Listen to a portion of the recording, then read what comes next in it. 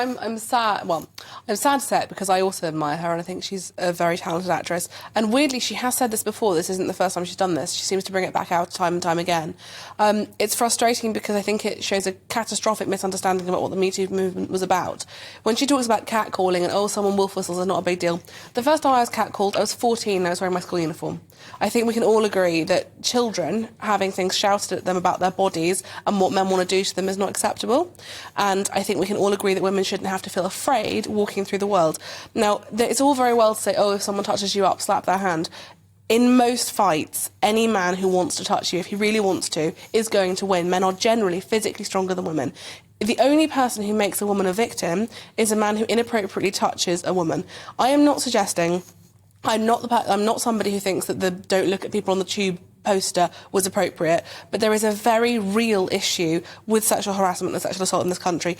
A staggering percentage of women have been sexually harassed or assaulted, and I cannot understand why your fight, with all the things that are wrong in the world, why would your fight be with women who say, could you please stop sexually harassing us, shouting stuff about our bodies in the street and touching us inappropriately? Why is it wrong not to want that? That's a completely different argument. That's really, not, that's exactly when you what she's talk saying. About someone touching you up in the street, that's sexual she said assault. She said if somebody groped us, we slapped their hands away. But she's talking about a culture of victim. Her words, that's what she's and the reason it's a culture of referring. victimhood is because the majority of women I know have directly experienced somebody putting their hand on their body, up their of course, skirt. because they're all victims. You know, it's just like, So, you have to stop this. You have to kind of separate serious sexual assault from being in a situation where someone puts their hand, like... Somebody putting their hand up your skirt is fundamentally inappropriate. Is completely different from on your skirt. That she's saying when people... Sorry, so you think it's OK for somebody to put their hand on your bum, over your skirt, on the tube or at work? I've got to tell you, when I was coming through this generation,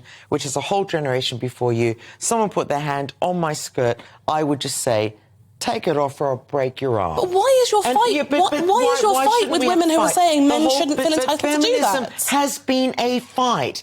Feminism for 100 years has been a fight for women like me who made the path for women like you. Yeah, and all women like me are saying is, could you please... And to find it really easy. You know, we had to really battle during these years. And women are incredibly grateful for that fight. And the generation... Oh, you're so not. You're just whingy and you're all victims. That's fundamentally untrue. That's fundamentally untrue.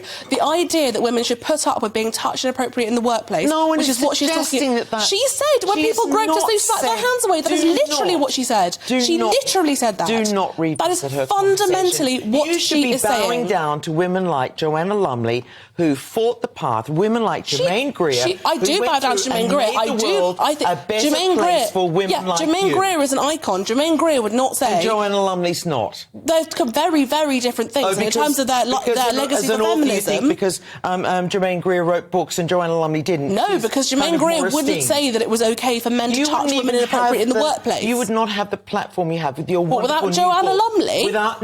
Without women like Joanna Lumley, without women like Jermaine Greer, who fought to give you the life you've got. And I just sometimes wish there would just be a bit of gratitude from your generation. I wrote to Gloria Steinem to thank her for her work. I have written to Jermaine Greer to thank her for her work. I am incredibly grateful to the feminists who came before me, and neither of those women, particularly Jermaine Greer, would say that it was OK that in a workplace for somebody to touch you inappropriately, just smack their hand away. Do not just smack their hand away. Complain, get them fired. I'm a bit more familiar with Jermaine Greer than you are, and I would say that she had much more subtle ways of dealing with a male attention that was unwanted. You shouldn't need subtle ways. You shouldn't have to be in a situation where when you go to work, there are people trying to touch you up. Rebecca, as an actress, as a model, as anything. I think you're a wonderful young woman. I just wish that once in a while your generation would turn around to women like me, women like Jermaine Greer, women like Joanna Lumley and say, thank you. Joanna Lumley is a very different prospect from those women. Can you just say thank you? I will send you the letter I wrote to Jermaine Greer to thank her for the work she did. I don't have to send her letters. Okay. I just...